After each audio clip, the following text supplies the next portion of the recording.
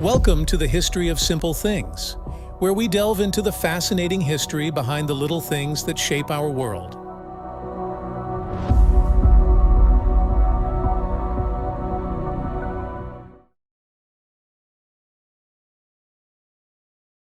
The invention of the microscope revolutionized our understanding of the world around us, unveiling a hidden universe of tiny organisms and intricate structures. This remarkable device, which magnifies objects too small to be seen with the naked eye, has a fascinating history that spans several centuries and involves numerous ingenious minds. In this video, we will explore the origins of the microscope, highlighting the key figures who contributed to its development and the significant milestones in its evolution. The story of the microscope begins in the late 16th century, a period marked by intense scientific curiosity and experimentation. The earliest known microscopes were simple magnifying glasses, known as Flea glasses, used to observe tiny insects like fleas. However, the invention of the compound microscope, which uses multiple lenses to achieve higher magnification, is often attributed to two Dutch spectacle makers, Hans Lippershey and Zacharias Janssen, in the late 1590s. While there is some debate about who specifically invented the first compound microscope, historical records suggest that both Lippershey and Janssen played crucial roles in its early development. Hans Lippershey, who is also credited with inventing the telescope, was a skilled lens grinder and optical instrument maker. Around 1608, he discovered that combining two lenses could produce a magnified image, leading to the creation of the first crude compound microscope. Zacharias Janssen, another lens maker from Middelburg, Netherlands, is believed to have built a similar device around the same time. These early microscopes were relatively simple, consisting of a tube with lenses at both ends, but they laid the foundation for future advancements in microscopy.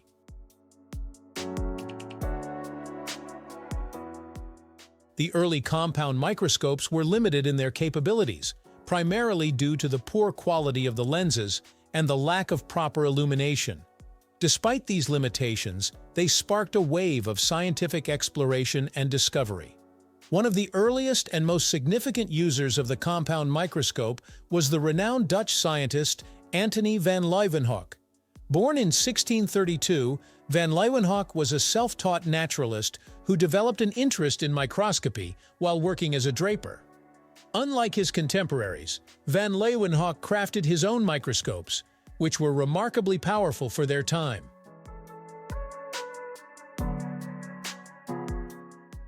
Van Leeuwenhoek's microscopes, often referred to as simple microscopes, consisted of a single, high-quality lens mounted on a brass plate. These lenses, which he meticulously ground and polished himself, could achieve magnifications of up to 275 times. With these instruments, Van Leeuwenhoek made groundbreaking observations that would forever change the field of biology. In 1674, he became the first person to observe and describe single-celled organisms, which he called animalcules. His discoveries included bacteria, protozoa, and sperm cells, among other microscopic entities. Van Leeuwenhoek's meticulous documentation and detailed drawings of these tiny creatures earned him widespread acclaim and cemented his place as one of the fathers of microbiology. While Van Leeuwenhoek's contributions to microscopy were unparalleled, the development of the compound microscope continued to evolve. In the late 17th and early 18th centuries, several notable scientists and instrument makers made significant improvements to the design and functionality of microscopes. Among them was Robert Hooke, an English natural philosopher and polymath. In 1665, Hooke published his seminal work, Micrographia, which contained detailed illustrations and descriptions of his microscopic observations.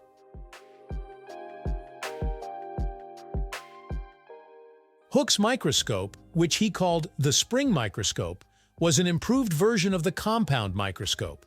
It featured a focusing mechanism and a stage for holding specimens, making it more user-friendly and versatile. Hooke's most famous observation, detailed in Micrographia, was his examination of a thin slice of cork. He described the tiny box-like structures he saw as cells, coining a term that would become fundamental to biology. Although Hooke's cells were actually the empty cell walls of plant tissue, his work laid the groundwork for the cell theory, which states that all living organisms are composed of cells.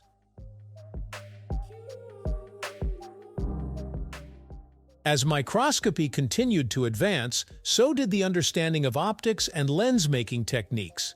In the 18th century, the German scientist and philosopher Johann Heinrich Lambert made significant contributions to the theory of lenses and light. Lambert's work on the principles of refraction and his development of the achromatic lens, which reduces chromatic aberration, greatly improved the clarity and accuracy of microscopic images. These advancements paved the way for the creation of more sophisticated and precise microscopes.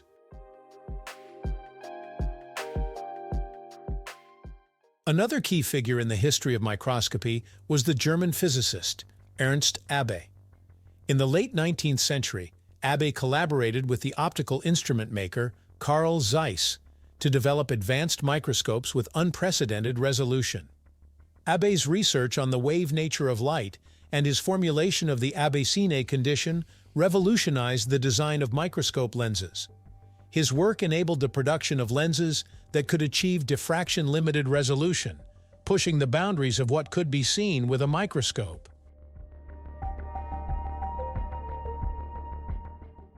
The collaboration between Abbe and Zeiss led to the establishment of the Carl Zeiss Company, which became a leading manufacturer of high-quality microscopes.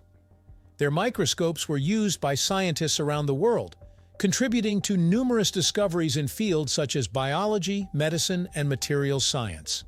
One of the most significant contributions of the Zeiss Company was the development of the phase contrast microscope in the 1930s.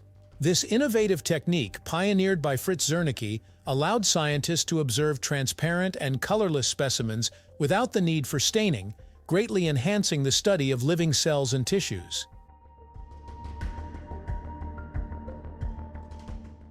The development of the scanning tunneling microscope (STM) in the 1980s by Gerd Binnig and Heinrich Röhrer further expanded the capabilities of microscopy. The STM uses quantum tunneling to create highly detailed images of surfaces at the atomic level. This groundbreaking invention earned Binnig and Röhrer the Nobel Prize in Physics in 1986 and paved the way for the field of nanotechnology. The atomic force microscope, AFM, developed shortly after the STM, allowed scientists to study the surface topography of materials with incredible precision.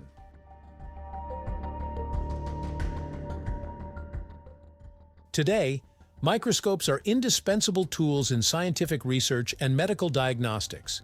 They come in various forms, from the traditional optical microscopes used in classrooms and laboratories to advanced electron and scanning probe microscopes used in cutting-edge research.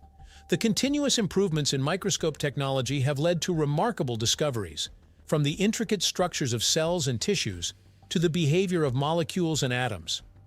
Modern microscopes are equipped with advanced imaging techniques such as fluorescence microscopy, confocal microscopy, and super-resolution microscopy, which provide unprecedented insights into the complexity of biological systems.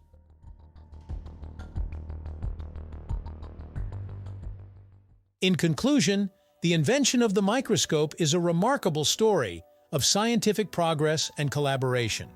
From the early compound microscopes of Hans Lippershey and Zacharias Janssen to the groundbreaking observations of Antonie van Leeuwenhoek and the significant advancements made by Robert Hooke, Joseph Jackson Lister, Ernst Abbe, and many others, each contribution has played a vital role in shaping the field of microscopy.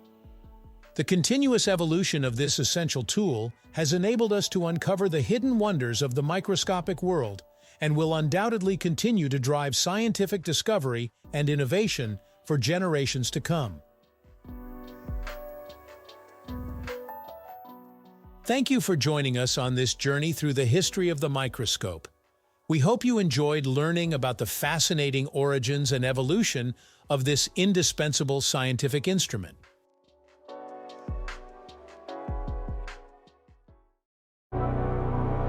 Thank you for joining us on this journey through the history of simple things. Don't forget to like, subscribe, and stay tuned for more stories woven through the smallest details.